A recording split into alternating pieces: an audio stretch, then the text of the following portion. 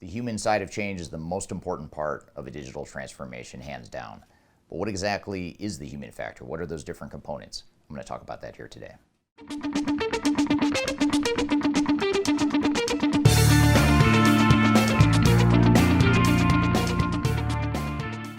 My name is Eric Kimberling. I'm the CEO of Third Stage Consulting. We're an independent consulting firm that helps clients throughout the world on their digital transformation journeys.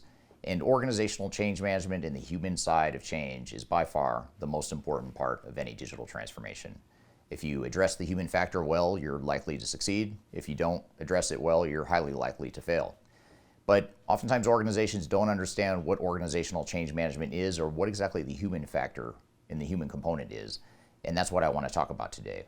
I want to discuss what are those 5 things that are most important when you're considering the human factor of any digital transformation. Interpersonal relationships and one-on-one relationships and group-to-group relationships throughout an organization are very important in any organizational dynamic, but especially when you're going through change. When you're about to change your operations and your organizational model and the technologies that you use, understanding those relationships and using those relationships to make sure that you're uncovering any of the organizational pitfalls and landmines associated with the change is very important. Think about all the times that you've been in an office and you've had informal conversations with a peer or a friend that you work with, a coworker. And think of all those nuggets of information you've gleaned from those informal conversations because you have a relationship with that person. Oftentimes you uncover things you wouldn't have even thought to ask about. You uncover things that you never knew you didn't know in the first place. And it's all because you have a relationship with that person or with those people that you're able to have that level of communication and get that level of understanding throughout the organization. And oftentimes these relationships are what's missing in the digital transformation. We end up focusing too much on being very structured and rigid in how we deploy organizational change management or how we deploy process improvements or how we deploy technologies, that we forget about the relationship side of things as a way to really understand, first of all, what is actually happening on the ground, what is it like on the front lines, what are the pros and cons and the strengths and weaknesses of what's happening today, and ultimately how can we navigate those realities to ensure that we deploy digital transformations in an effective way on the human side of things. So ensuring that you have those relationships and that you build those relationships and enable relationships between different parts of the organization, different locations, different departments, different work groups, different individuals, that's a critical part of any digital transformation.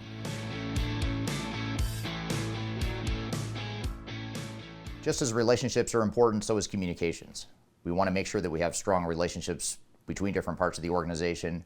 We also want to make sure that we open up those lines of communication and optimize those lines of communication so that we're constantly not only communicating what we want to communicate to the organization or throughout the organization, but just as importantly, if not more importantly, gathering information and gathering input from the organizations, getting their feedback from the different parts of the organization so that we understand, again, what it's like on the front lines, what's really happening on the front lines. When we're going through a digital transformation, it's easy to sit in a conference room in an office and whiteboard things and talk theoretically about what change might look like.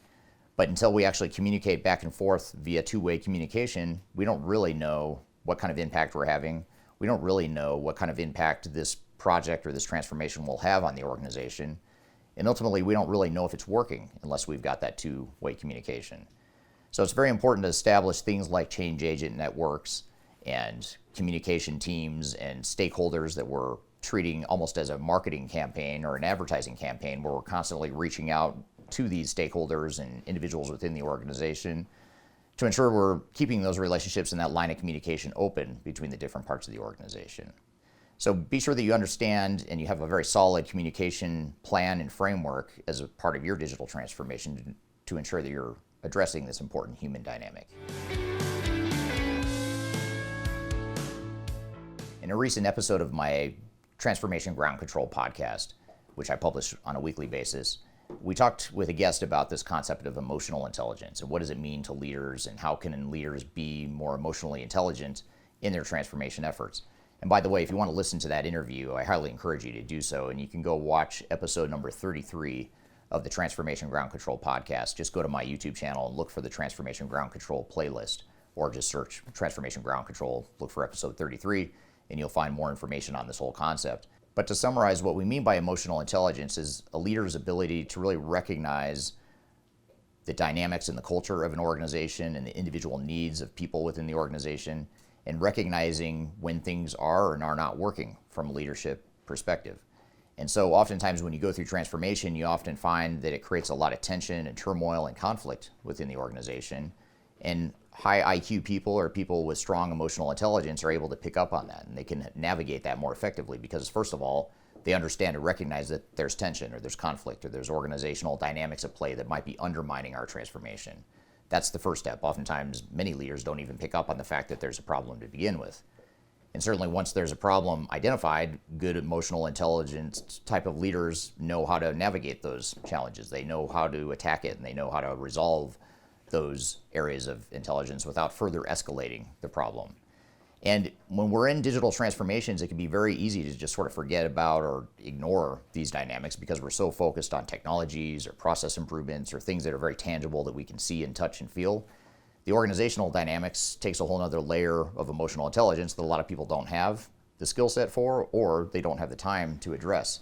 So we want to make sure that we really understand emotional intelligence and that we have leaders within our project team and overall project team members that are emotionally intelligent to be able to pick up on some of these subjective and qualitative aspects, intuitive aspects of a digital transformation. And again, if you want to dive into this topic more, I encourage you to check out episode number 33 of my Transformation Ground Control podcast. Another really important human dynamic for digital transformation is this whole concept of vision and clarity of vision. So making sure that we understand what the vision for the transformation is and being able to communicate that vision throughout the organization. Oftentimes organizations overly simplify their transformation message and say that we're going to replace our legacy technology because it's outdated and broken and it doesn't work. And that becomes the extent of the vision and the extent of the messaging and the purpose of the project. And if that's true for you, like it is for a lot of organizations, I would challenge you to rethink that vision and really rethink what it really means to your organization and how it's going to affect your organization and ultimately how this transformation will enable a more effective organization. So for example, if you know that your digital transformation is intended to improve your operational efficiency or to provide a better customer experience, you want to unpack those goals and define what exactly those goals are and align that with the overall vision of the digital transformation and ultimately be able to communicate that vision to the organization. So that's an example of how you might take your organizational vision and clarity one step further than simply saying that we're going through this transformation because we need to replace technologies. One of the more nebulous and harder to define aspects of the human dimension of digital transformation is this whole concept of culture.